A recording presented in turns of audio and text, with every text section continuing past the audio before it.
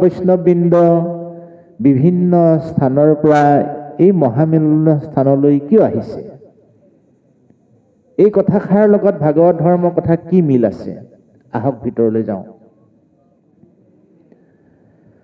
কৃষ্ণক পাই বাৰ জানা ভকতেহে বন্ধা, এহি মানে কহে গীতা ভাগৱত গ্ৰন্থা। এই বিশ্বব্ৰহ্মাণ্ডত যিমানবিলাক ধৰ্মগ্ৰন্থ আছে, আটাইবোৰ ধৰ্মগ্ৰন্থৰ শীৰ্ষত থকা ধৰ্মগ্ৰন্থই হৈছে গীতা শাস্ত্ৰ আৰু শ্ৰীমদ ভাগৱত শাস্ত্ৰ। এই গীতা শাস্ত্ৰ আৰু শ্ৰীমদ ভাগৱত শাস্ত্ৰই কৈছে যে হে মনুষ্যগণ, তুমি যদি অনাদি অনন্ত জগতৰ ঈশ্বৰৰ সন্ধান বিচাৰি ফুৰিছা, ভগৱন্তৰ অনুভৱ তুমি যদি লাভ কৰাৰ কথা ভাবিছা, তেতিয়াহ'লে তুমি স্বচক্ষুৰে জগতৰ ঈশ্বৰক এই ধৰাধামত কেতিয়াও নোপোৱা, কেতিয়াও নোপোৱা, কেতিয়াও নোপোৱা। কিন্তু এটা পথ আছে, সেই পথটো হৈছে ভগৱন্ত প্ৰাপ্তিৰ যি ধাৱমান হোৱা এই অমৃত গংগা, সেয়া হৈছে ভকতৰ সংঘ। কৃষ্ণক পাইবাৰ জানা ভকতেহে পন্থা। গতিকে সেই মনুষ্যগণ, তুমি যদি কৃষ্ণৰ অনুভৱ, কৃষ্ণ সান্নিধ্য, কৃষ্ণ সংস্পৰ্শ লগ পোৱা কথা ভাবা, তেতিয়াহ'লে তুমি ভকতৰ সংগ ল'ব লাগিব, লাগিব, লাগিব। আৰু এই আত্মবাক্যকে সাৰোগত কৰি গুণী জ্ঞানী সজ্জনসকলৰ এই পৰামৰ্শকে শিৰত লৈ সমস্তজন সাধু ব্যক্তিয়ে এই ভকতৰ সংগলৈ আহে। তাৰে ভিতৰত আপুনি ময়ো এজন তাৰে ভকতৰ পথিক। গতিকে আমি এই স্থানলৈ অহা মূল লক্ষ্য উদ্দেশ্য হৈছে আমি কৃষ্ণৰ সান্নিধ্য পোৱা বা জগতৰ ঈশ্বৰৰ সংস্পৰ্শত আমি উপনীত হোৱা। আজি এই ভাগৱত ধৰ্ম কথনত মহামুনি শুকদেৱে ৰজা পৰীক্ষিতৰ আগত কৈছে যে হে ৰাজন, অনাদি অনন্ত পৰম ব্ৰহ্ম ভগৱন্তৰ গুণনাম শ্ৰেষ্ঠ। পৰম ব্ৰহ্ম ভগৱন্তই হৈছে সৰ্বে সৰ্বা, স্ৰষ্টা দ্ৰষ্টা নিয়ন্তা। তুমি শাপগ্ৰস্ত হৈ নিজকে বৰ দুৰ্ভগীয়া বুলি ভাবি তুমি যি হতাশাত ভুগিছা, এই হতাশাৰ পৰা নিৰ্মল হ'ব পাৰিবা একমাত্ৰ জগতৰ ঈশ্বৰৰ গুণনাম শ্ৰৱণ আৰু কীৰ্তন কৰিলে। আমি এটা কথা এই আপাহতে জানি থোৱাটো ভাল হ'ব যে পৰম ব্ৰহ্ম ভগৱন্তক আবাহন আপুনি মই তিনি প্ৰকাৰেৰে কৰিব পাৰোঁ। সেয়া হৈছে প্ৰাথমিক পৰ্যায় হৈছে চিন্ময়, মৃন্ময়। আমি যেতিয়াই সৰু হৈ আছিলোঁ, তেতিয়াই আমাক আমাৰ মা দেউতা অভিভাৱকসকলে দেখুৱাইছিল এখন ফটোত যে এইজনেই জগতৰ ঈশ্বৰ, এয়াই হৈছে জগত মাতৃ আই লক্ষী, এয়াই হৈছে তেওঁৰ গৰুড় বাহন ইত্যাদি ইত্যাদি। ফটোত আপোনাক মোক যেতিয়া আমাৰ অভিভাৱকসকলে দেখুৱাইছিল, সেয়াই হৈছে চিন্ময় বা মৃন্ময়। আৰু জগতৰ ঈশ্বৰ পৰম ব্ৰহ্ম ভগৱন্তই সখা উদ্ধৱক বিদায়ৰ ক্ষণত তেওঁৰ উপস্থিতিৰ কথা এনেকৈ বৰ্ণনা কৰিছিল, হে সখা উদ্ধৱ, মোৰ লীলাকৰ্ম সম্বৰণ কৰি মই এতিয়া ধৰাধামৰ পৰা মেলানি মাগিব খুজিছোঁ। মোক যদি কোনো সাধু সন্তই সান্নিধ্য পোৱাৰ কথা ভাবে, তেতিয়াহ'লে মোৰ গুণনামত গুৰুত্ব প্ৰদান কৰিব লাগিব, যাক কোৱা হয় বাংময়, অৰ্থাৎ মৃন্ময়, চিন্ময় আৰু বাংময়। পৰম ব্ৰহ্ম ভগৱন্তৰ নিষ্মুখৰ বাণী অনুপাতে আমি বাংময় মূৰ্তি অৰ্থাৎ প্ৰভু গুণনাম সমৃদ্ধ শ্ৰীমদ ভাগৱত শাস্ত্ৰত যদি আপুনি মই শ্ৰদ্ধা ভক্তি সেৱা আদি কৰোঁ, তেতিয়াহ'লে অনাদি অনন্ত জগতকে পোনপটীয়াকৈ শ্ৰদ্ধা সেৱা আদি কৰা হ'ব আৰু তেওঁৰ কৃপা কৰোণা আপুনি মই লাভ কৰিব পাৰিম। এই কথাখিনি ক'বলৈকে মহামুনি শুকদেৱে ৰজা পৰীক্ষিতৰ আগত কিন্তু পোনে পোনে কোৱা নাছিল। কেনেকৈ কৈছিলে যে কৃষ্ণপদ পংকজক হৃদয়ত ধৰি দিলন্ত সিদ্ধান্ত তাক সাধুৰ বাদ কৰি। এতিয়া এই কথাটোৱে আমাক ইয়াকে বুজাইছে যে আপুনি মই কাৰোবাক কিবা এটা ক'বলৈ ল'লে কথাষাৰ কোৱাৰ আগমুহূৰ্তত আমি ভাবি চিন্তি গণি পিটি চাইহে সেই ব্যক্তিজনক আমি পৰামৰ্শই হওক বা উপদেশেই হওক দিব লাগে। তেতিয়া কি হয়, কওঁতাজনৰ কথাখিনি শুনোতাজনৰ কামত খাটে।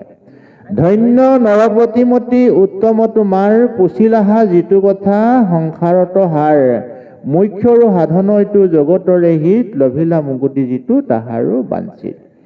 ইচ্ছা কৰাহেঁতেন তুমি এইকেইটা কথা নুসুধিলেও হ'লহেঁতেন, কিন্তু জগতৰ কল্যাণৰ হকে গুণীয়ে গুণীৰ মূল বুজি পায়, হে ৰাজন তুমি এজন মহামহন্ত সজ্জন, তুমি জগতৰ কল্যাণৰ অৰ্থেহে এই কথাকেইটা সুধিছা।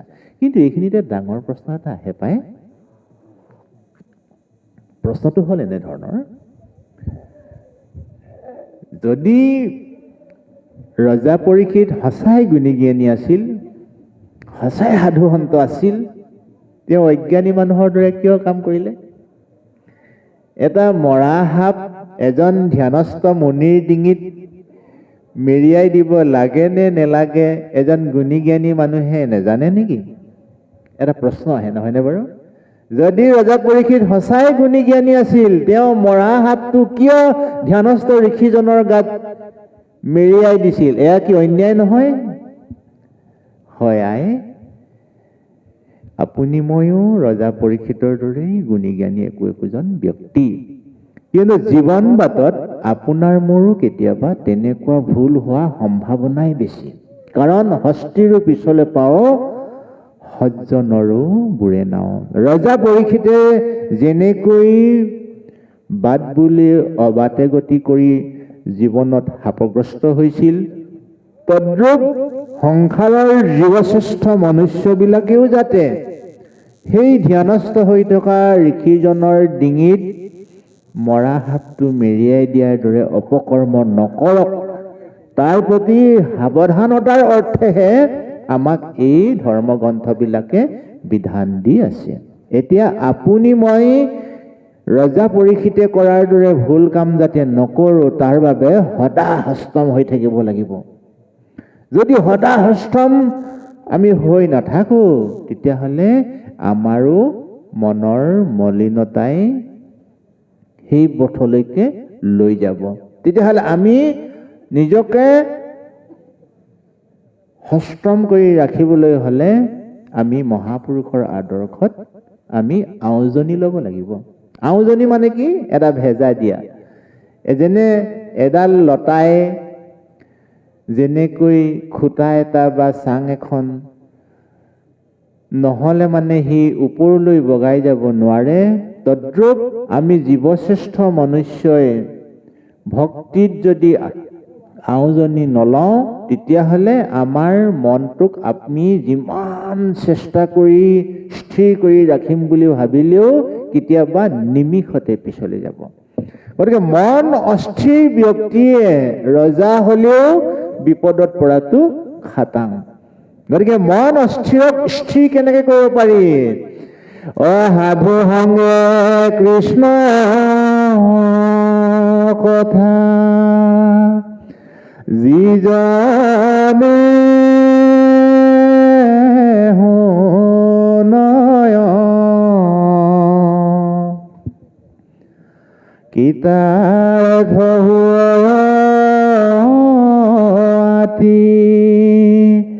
নাহিকে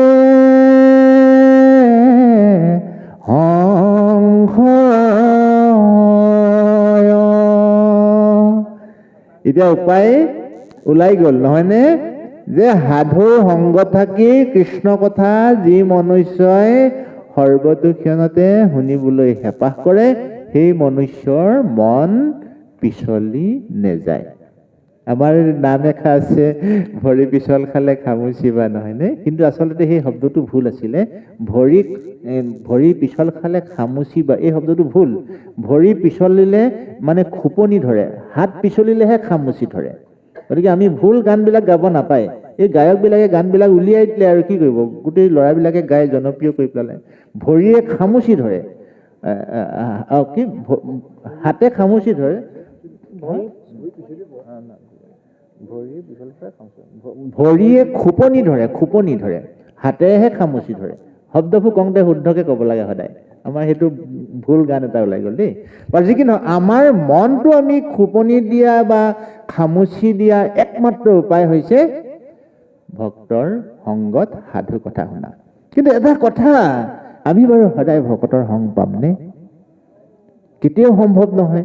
আজিৰ দৰে অধিৱেশনখনলৈ আমি 365 দিন অপেক্ষা কৰিব লগা হৈছে, নহয়নে?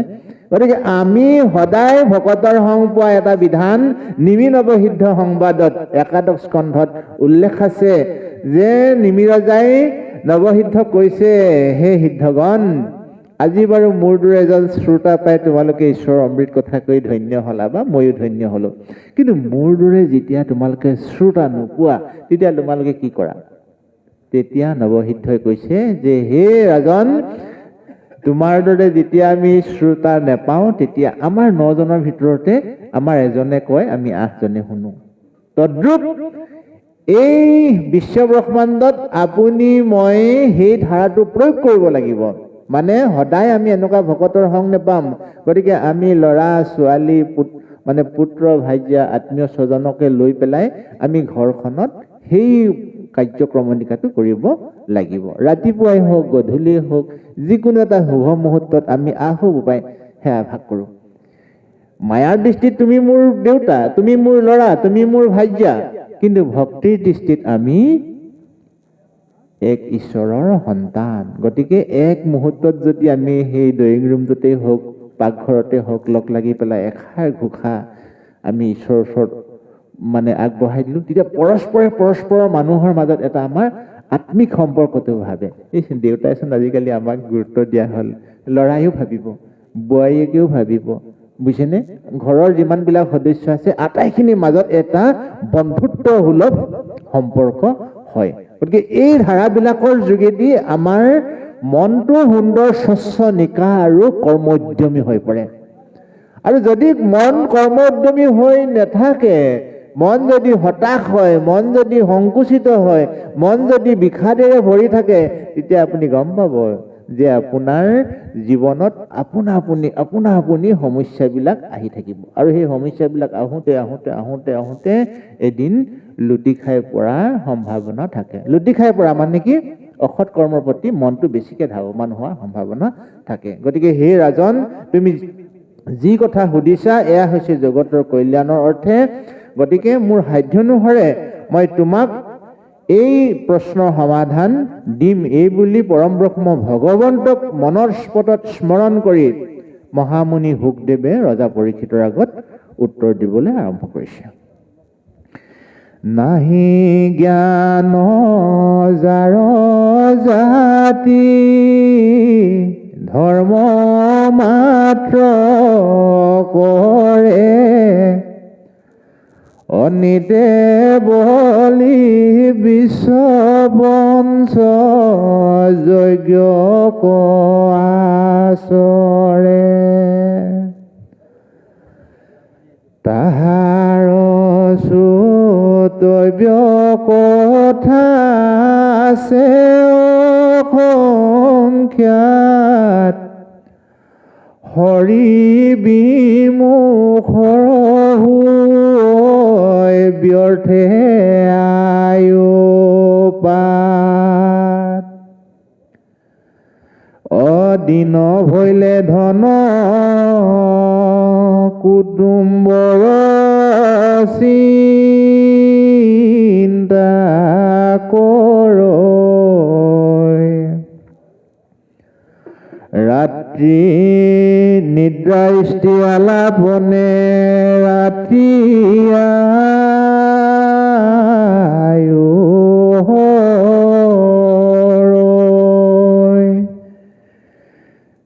ইচ্ছা বিষয়ক মাত্ৰ কৰয় অভিলাষ, যিহেতু নে দেখৈ নৰে আপোন বিনাশ।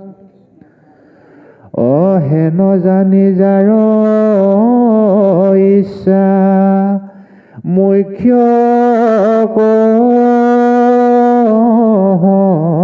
বঠা, পৰীক্ষিত দেৱে শুনিও কৃষ্ণ কথা।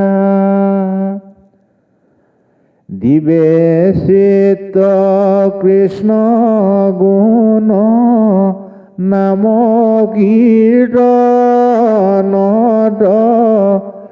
কৃষ্ণৰে পাদ পদ্ম স্মৰিবে মনত। গুৰুদেৱে কোৱা এই তত্ত্বগধুৰ কথাকেইটাই ৰজা পৰীক্ষিতৰ মন স্পৰ্শ কৰিছে। সেয়েহে তেখেতে বৰ একান্তভাৱে মহামুনি শুকদেৱে কোৱা কথাত মনোনিৱেশ কৰিছে। হে ৰাজন, মানুহে ক'ব নোৱাৰাকৈ নিজৰ মূল্যৱান সময়টো নাশ কৰিছে। কেনেকৈ নাশ কৰিছে? আমি সূৰ্যোদয় হোৱাৰ লগে লগে প্ৰত্যেকজন মানুহেই শৈশৱৰ পৰা বৃদ্ধলৈকে আমি কৰ্মব্যস্ততা হওঁ, আৰু এই কৰ্মব্যস্ততা কেৱল আত্মকুটুম্বৰ বাবেহে কৰা হয়। আপুনি মন কৰিবচোন, ঘৰখনৰ মূল মানুহজনে বা মানুহগৰাকীয়ে উপাৰ্জন কৰি সেই উপাৰ্জন ঘৰখনৰ প্ৰত্যেকৰ বাবেই কৰা হয়। সি লাগিলে সৎভাৱেই হওক অসৎভাৱেই হওক, কিন্তু তাত তত্ত্ব দৰ্শন সোমাই আছে তাত, বোলে পাপাৰ্জিত ফল হবে খাই, কৰ্তা মাত্ৰ নৰকত যায়। আনহাতে সৎ উপাৰ্জনৰ ধনো হবে খাই, কিন্তু কৰ্তাজনহে কাৰ্যক্ষমত ক্ষয় হৈ যায়। সেইজন ব্যক্তিয়ে আপুনি আৰু মই। এনেকে যাওঁতে যাওঁতে যাওঁতে যাওঁতে আমাৰ যিমান সুন্দৰ সুঠাম এদিন অৱশ হৈ পৰিব। সুদূৰ প্ৰসাৰীৰ ভাৱনাৰে সজীৱ হৈ থকা মনটো এদিন দুৰ্বল হৈ পৰিব। হামিয়াই হিকটিয়াই জৰা ব্যাধিৰ মাজতে আপুনি মই সংগম কৰি শেষত সংসাৰৰ পৰা যাবগৈ লাগিব। এয়াই হৈছে সংসাৰৰ এটা মায়াৰ চক্ৰ। গতিকে হে ৰাজন, নিজৰ বিনাশৰ পৰা উদ্ধাৰ কৰিম বুলি যি মনুষ্যই ভাবে, হেন জানি যাৰ ইচ্ছা মুখ্য সৰ্বদা, পৰীক্ষিত দেৱে শুনিও কৃষ্ণ কথা। হে ৰাজন, ঈশ্বৰৰ কথা শুনাৰ বাদে মানুহে মুখ্য প্ৰাপ্তিৰ পথ দুৱাৰখনেই খুলিব নোৱাৰে। এটা প্ৰশ্ন আহিব পাৰে যে ঈশ্বৰৰ কথা শুনিলে মানুহে কেনেকে মুখ্য প্ৰাপ্তি হয়? মানে ঈশ্বৰৰ কথা শুনিলে মানুহৰ মনলৈ অনাবিল আনন্দৰ জোৱাৰ উঠে, জোৱাৰ। এই বিশ্ব ব্ৰহ্মাণ্ডত যিমানবিলাক আনন্দৰ মুহূৰ্ত আছে, আপুনি বিহু ফাংচনেই চাওক, নাটকেই চাওক, খেলেই চাওক, ফুৰিবলৈ যাওক, আত্মীয় স্বজনৰ লগত আপুনি আদান প্ৰদানেই কৰক, ভাল সুস্বাদু আহাৰেই খাওক, যিমানবিলাক আনন্দৰ মুহূৰ্ত আছে, আটাইবোৰ আনন্দৰ মুহূৰ্ত বোলে খন্তেকীয়া। আপুনি যি সময়ত খাই আছে সেই সময়তহে আনন্দ পালে, তাৰপিছত আনন্দটো এদায় হ'ল। ফুৰিবলৈ যিদিনাখন গ'ল সেইদিনাখন সেই মুহূৰ্তটোহে আনন্দ পালে, তাৰপিছত সেই আনন্দ পাহৰি গ'ল। চকুৰ আগত কিবা এটা চাই আছে, চাই থকা মুহূৰ্তটোহে আপুনি আনন্দ, তাৰপিছত সি ম্লান পৰি গ'ল। কিন্তু আটাইতকৈ চিৰস্থায়ী আনন্দ কি জানে? ধৰ্মশাস্ত্ৰই কৈছে, কৃষ্ণ নাম বিনে নাহি আনন্দ স্থান পৰম মধুৰ ৰস জানি কৰা পান। কৃষ্ণ নামৰ বিনে নাহি আনন্দ স্থান, পৰম মধুৰ ৰস জানি কৰা পান। এই কথাষাৰ আপুনি মই এই নামঘৰলৈ আহিলো কাৰণেহে বুজিব পাৰিছো যে আনন্দ স্থান চিৰস্থায়ী হোৱা এটাই মাত্ৰ আছে, কৃষ্ণ নাম। গতিকে এই কৃষ্ণ নাম আপুনি মই উচ্চাৰণ কৰি আমি আনন্দৰ সাগৰত বুৰ যাওঁ দিয়ক। এষাৰ সকলোৱে নাম গাওঁ দেই। এ ৰামে ক